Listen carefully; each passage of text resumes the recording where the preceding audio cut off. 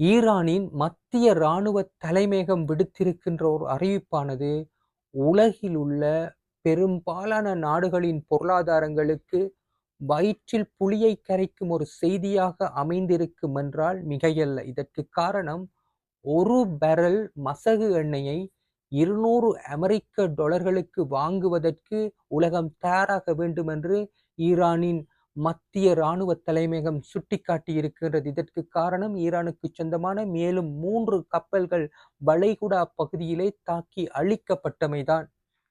இந்த நிலை நீடித்தால் எப்படியாக இது மாறும் என்றால், தற்போது உலகிலே ஒரு பேரல் மசகு எண்ணெயின் விலை 85 தொடக்கம் 91 அமெரிக்க டாலராக காணப்படுகின்றது.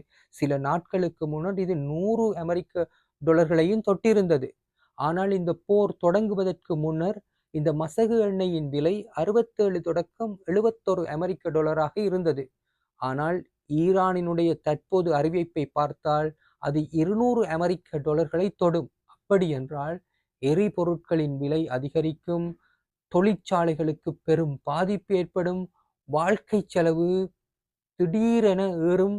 இப்படியாக உலக பொருளாதாரம் மிகவும் ஒரு இக்கட்டான, ஒரு அபாயகரமான கட்டத்திலே இருக்கின்ற. ஏற்கனவே பல நாடுகளிலே எரிபொருளுக்கு மக்கள் வரிசையிலே நிற்கிறார்கள்.